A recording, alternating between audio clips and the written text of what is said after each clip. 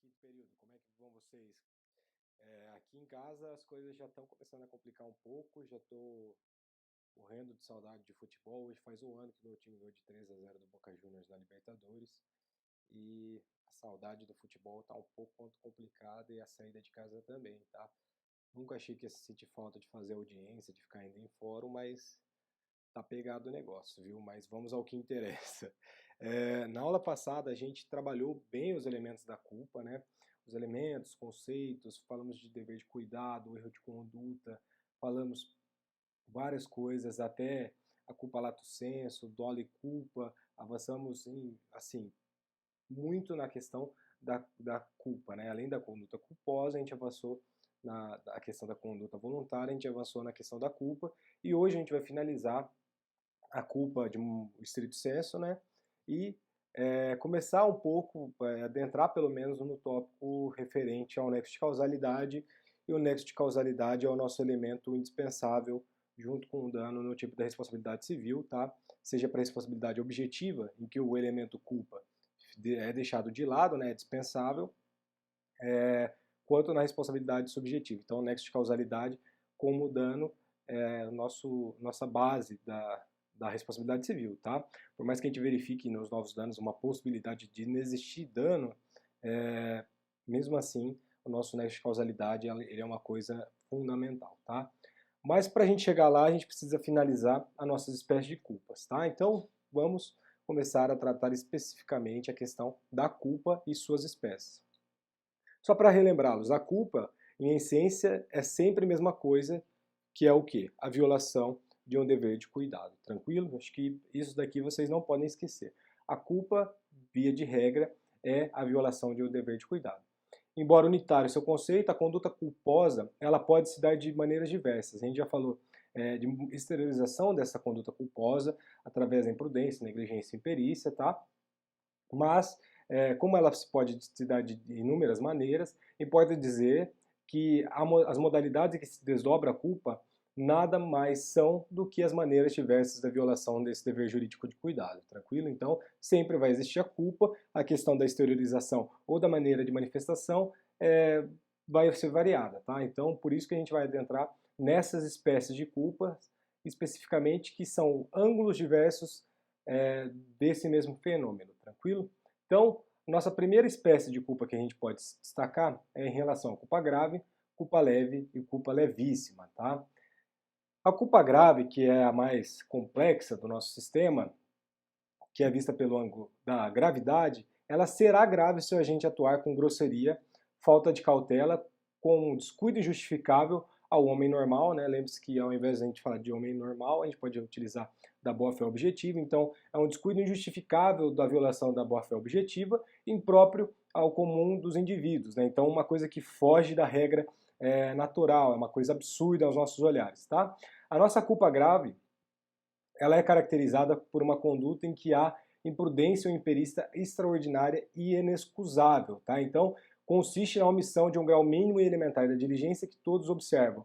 Ou seja, qualquer um conseguiria enxergar aquela questão, menos o agente que agiu com essa culpa grave. Então, é algo que beira, de fato, ao absurdo, tá? Beira tão ao absurdo, e aqui o nosso povo do direito penal vai gostar, é porque ela vai se equiparar até mesmo ao dolo, né, do ofensor, a culpa grave. Então, grosseiramente, é irresponsável e indica um aberto, né, um menoscabo do agente diante de uma situação jurídica da vítima. Em suma, esse desdém quanto ao comportamento social que deveria agir, mas ignora. Aqui existe, o Pônio de Miranda fala isso, né, um desdém do agente.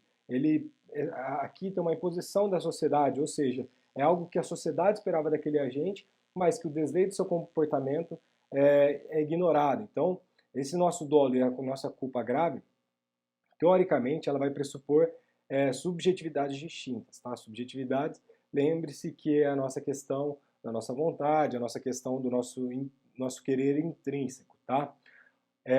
O que seria a diferença do dolo e da culpa grave? Uma coisa é a intenção de praticar o ato antijurídico, tá?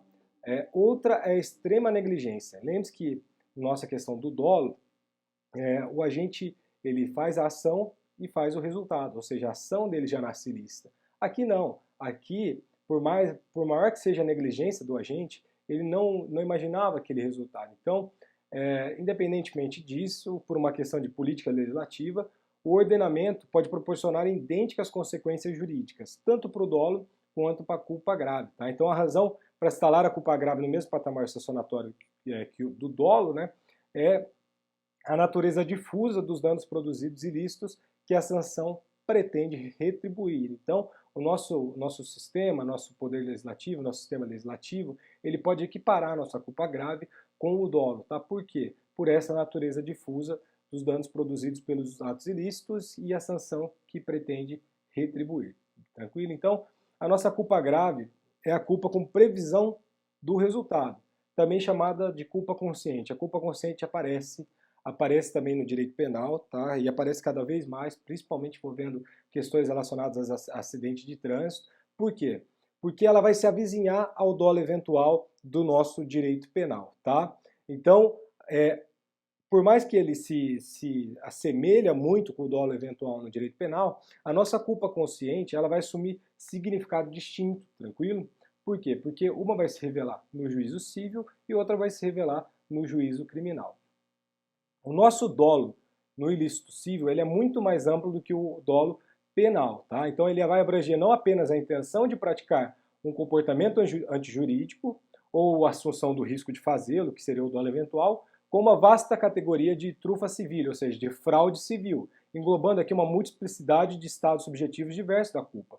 Ou seja, dolo como vício de consentimento, a equivalência simplesmente do ato de fornecer informações falsas, a reticência, que é o nosso silêncio quanto a informações que interessam a outra, e todo e qualquer estado subjetivo de má-fé de várias intensidades. Então, o nosso dolo ele é muito mais abrangente do que o dolo do direito penal, tá? Por quê? Porque além de você ter essa questão da assunção, do risco de fazê-lo, etc., o nosso comportamento antijurídico, a gente vai aumentar a nossa categoria através da trufa civil, ou seja, da fraude civil. A nossa fraude civil aparece o elemento dolo. Lembre-se que quando a gente finalizou a aula passada, eu falei que para a responsabilidade civil, no que se refere ao dolo, é bem equivalente ao dolo do direito penal. Mas a gente acrescenta as questões do dolo nos negócios jurídicos. Então, a figura do dolo no negócio jurídico, ele aumenta essa amplitude do conceito dolo aqui para a gente do civil. Beleza? Então, em ambos os casos, seja na órbita civil ou na órbita penal, há a previsão da representação do resultado. Só que no dolo eventual, o agente ele assume o risco de produzi-lo, enquanto na culpa consciente ele acredita sinceramente que o evento não ocorrerá. Então aí tem essa distinção entre o nosso dolo eventual e nossa culpa consciente, tá? Então só para relembrá-los, no dolo eventual o agente ele vai assumir o risco de produzir eventual dano, né? Eventual risco, ele assume esse risco. Já na culpa consciente ele acredita sinceramente que esse evento danoso não ocorrerá. Culpa leve não tem muito segredo, tá? Nossa culpa leve decorre da falta, aliás, haverá culpa leve se a falta puder ser evitada com atenção ordinária, com cuidado próprio do homem comum, eivado de boa-fé objetiva. Então, culpa leve é algo de cuidado próprio do homem comum, ou seja, não é uma falta de atenção extraordinária, é uma falta de atenção ordinária, ou seja, é algo que qualquer um pode cometer, é um deslize de comportamento no momento do ato danoso, tranquilo?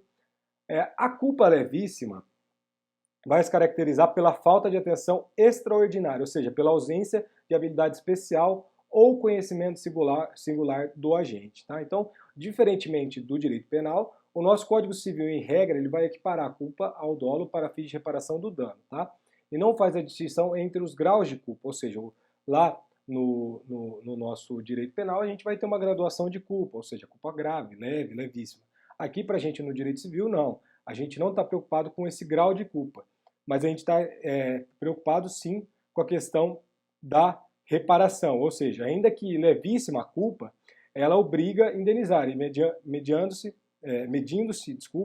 a indenização não pela gravidade da culpa, mas sim pela extensão do dano. Aqui a gente está preocupada com a extensão do dano e não com a gravidade da culpa, como foi o exemplo que eu utilizei na sala de aula para vocês. Por exemplo, se um agente estiver armado dá um tiro, e esse tiro na intenção de matar alguém, só que acaba não matando, para o direito penal, a consequência disso é muito grave, tranquilo? Por quê? Porque ele tentou a tentativa de homicídio, sendo que essa tentativa tem uma pena bem considerável.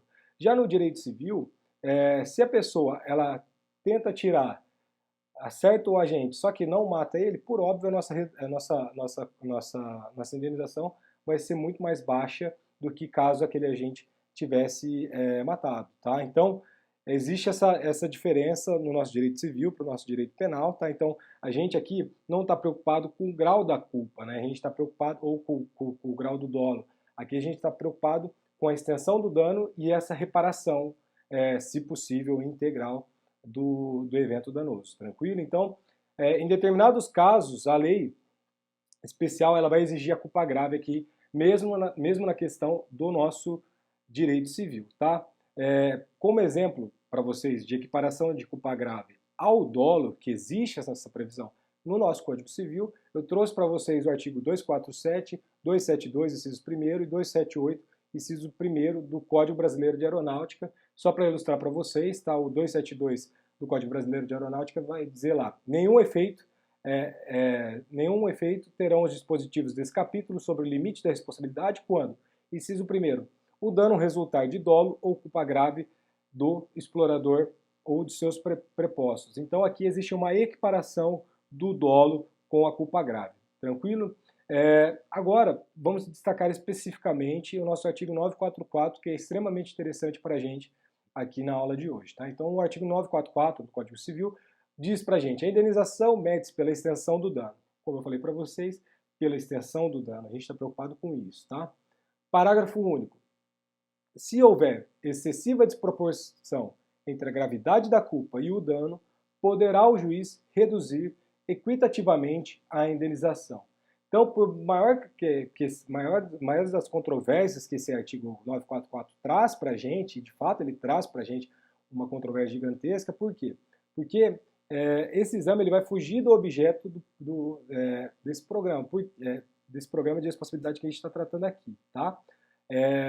Por quê? Porque temos como certo tratar de uma exceção ao caput do 944. E como exceção, deve ser aplicada restritivamente, ou seja, o nosso parágrafo único do artigo 444, ele tem que ser aplicado restritivamente, tá? Por quê? Porque a razão, a gente pode estabelecer uma razão desse artigo 944, tranquilo? Então, qual que é a razão dessa restrição do parágrafo único do 944? Vamos lá. Primeiro, essa norma contida no parágrafo único só tem aplicação nos casos de culpa levíssima em que o ofensor tenha causado danos de grandes proporções à vítima. Ou seja, por uma negligência leve ou por uma questão de ausência de habilidade especial ou conhecimento singular, que é a nossa questão da culpa levíssima, esse agente cause um dano gigantesco para a vítima. Então, nesse tipo de caso, na culpa levíssima, que causa um grande dano, uma proporção inimaginável, aí sim a gente poderia aplicar esse parágrafo único do 944. Segunda possibilidade, a ratio legis é a culpa, né? Então a culpa levíssima nesse caso. Pelo que não se aplica a responsabilidade objetiva, por quê? Porque seria ilegal utilizar o critério para aferir o valor de indenização objetiva, na qual a culpa não tem nenhuma relevância. Então, não se aplica na responsabilidade objetiva, porque a gente vai eliminar a questão do elemento culpa, e por óbvio, se a ratio legis desse parágrafo único é a questão da culpa levíssima, não se aplicará a nossa responsabilidade objetiva. Segunda conclusão que a gente tira do parágrafo único do 944. Terceira, não se aplica na quantificação do dano moral. Por quê? Porque no dano moral a gente vai ver ainda numa aula específica, mas ele vai se medir através dos princípios da razoabilidade, da proporcionalidade, etc. Então, terceira conclusão. A quarta, vai se aplicar sim a responsabilidade contratual, porque nela é também responsabilidade objetiva, como nos casos profissionais liberais, conforme nosso artigo 14, parágrafo 4º do CDC. Vamos trabalhar isso também mais para frente, mas lembre-se disso, vai se aplicar a responsabilidade contratual, porque nela também existe a possibilidade dessa responsabilidade objetiva, como nos casos profissionais liberais, tá? Guarde isso, a gente vai entender lá para frente.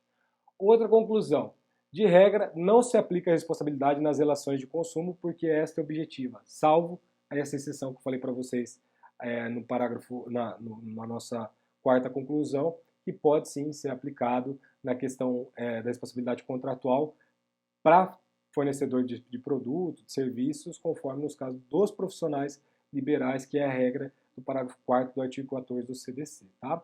E a nossa última conclusão é que a equidade a qual se refere esse dispositivo em exame é o critério que o juiz deverá levar em conta para reduzir a indenização, condições econômicas da vítima e do ofensor, o que tem tudo a ver com o princípio da dignidade da pessoa humana. Então, é uma cláusula geral, essa questão da equidade, e vai variar caso a caso, e o juiz vai ter que preencher essa cláusula geral conforme as condições econômicas da vítima e do ofensor, por exemplo. Tá? Só para a gente finalizar essa primeira parte da aula, culpa contratual e culpa extracontratual. Isso não tem muito segredo, a gente já trabalhou em sala. Quando a natureza do dever violado for oriundo de um contrato, por óbvio a nossa culpa vai ser contratual, tranquilo? Se o dever tiver por causa geradora a lei ou o preceito legal do direito, a gente vai ter a nossa culpa extracontratual e o nosso outro termo que eu já falei para vocês inúmeras vezes é a nossa culpa aquiliana também. Por que culpa aquiliana? A nossa responsabilidade aquiliana. Essa responsabilidade extracontratual. Porque tem origem na tradição romana, que é na razão da lex aquilia. Tá? Então, quando a gente tiver uma violação do dever jurídico oriundo de um contrato, culpa contratual. Se a gente tiver por causa geradora a lei ou um preceito legal de direito, a gente vai ter a culpa extracontratual ou a culpa aquiliana. Tranquilo? Então a gente fecha essa primeira parte da aula e agora a gente vai adentrar na culpa em elegendo, em vigilando e em custodiando. Obrigado.